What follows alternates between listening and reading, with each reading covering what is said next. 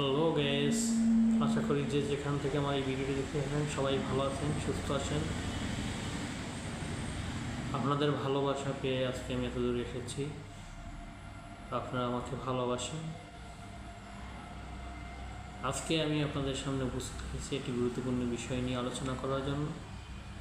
বিষয়টি হচ্ছে যে 3টি টিপস আপনারা ফলো করলে আপনার ইউটিউব চ্যানেলটি গ্রো হবে, সহজে মনিটাইজেশন পাওয়া যাবে, সেই সম্পর্কে আলোচনা করব।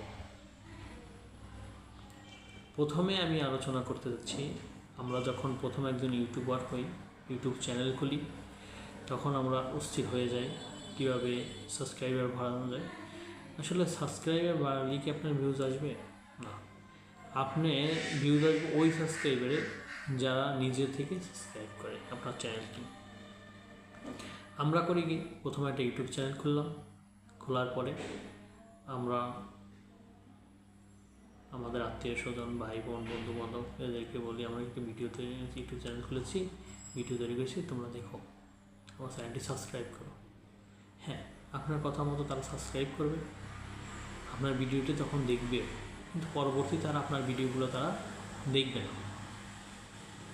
কিন্তু আপনার যদি ভিডিও আপলোড করার পর সব কিছু মেনে আপলোড করার পর যদি আপনারা এখান থেকে ওই ভিডিও দেখে যদি কোনো সাবস্ক্রাইবার আসে, তারা অবশ্যই আপনার সব ভিডিওগুলোই দেখবে, আপনার পাশে সবসময় থাকবে।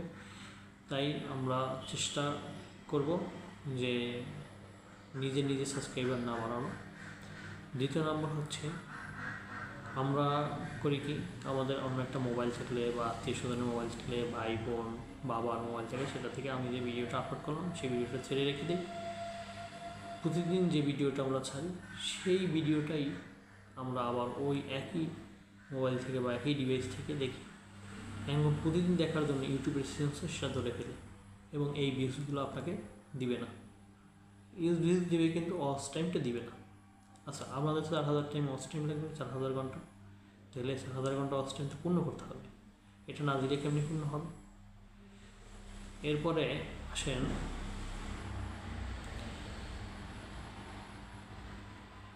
এখানে আর একটু কথা বলে যাচ্ছি, আপনারা প্রতিদিন টাইম মতো ভিডিও আপলোড করুন। এক সময় আজকে 5টা ভিউ, কালকে 10টা ভিউ, পরের দিন 20টা ভিউ, পরের ভিডিওতে এরকম প্রতিদিন ভিডিও ছাড়বেন। ভিডিও বাই ভিডিও আপনাদের ভিউজ বাড়বে এবং এই ভিডিও দেখে আপনাদের সাবস্ক্রাইবও বাড়বে। 3 নম্বর কথাটি হচ্ছে, আপনারা ভিডিওটি যখন আপলোড করেন তখন আপনাদের খেয়াল করতে হবে, এটা একটা থাম্বনেল তৈরি করে দিতে হবে। যেমন আমার এই ভিডিওটার প্রথমেই একটা থাম্বনেল পেয়েছেন আপনি, এই থাম্বনেল যদি সুন্দরভাবে তৈরি করতে পারেন এবং ভিডিওর সাথে অ্যাড করতে পারেন, তাহলে অডিয়েন্সরা আপনার এই থাম্বনেলটা দেখে ভিডিওটা দেখবে। এরপরে আপনি ডিসক্রিপশনে লিখে দেবেন আপনার কী সম্পর্কিত ভিডিও, যেমন আমার এই ডিসক্রিপশনে দেওয়া আছে, এটা দেখে নেবেন, তাহলে তো শিখতে পারলেন।